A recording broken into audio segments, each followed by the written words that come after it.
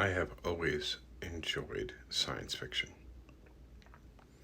My love for it started with Star Trek when I was a human remote for my parents when they had a black and white television.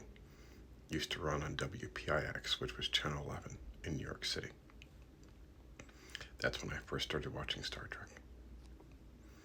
And then when the movies came out, we lived north of New York City, and TV waves, like radio waves, are line of sight. So because the Earth is curved, we were not in a position to get the TV stations from New York City, so we had cable early on.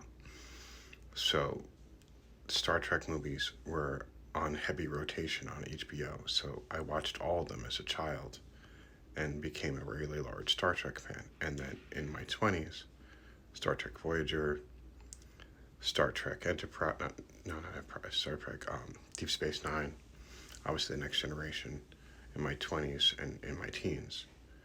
And yeah, I've always been a Star Trek fan. I've always been a science fiction fan.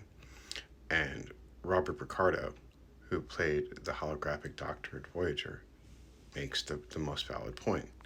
Support leaders that embodies the values of Starfleet like diversity, inclusion, and ethical behavior.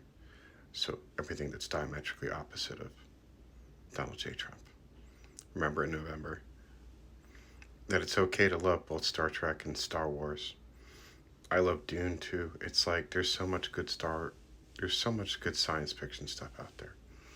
And Robert Picardo makes a fantastic point. Join this father in voting out every single reprehensible Republican on November 5th.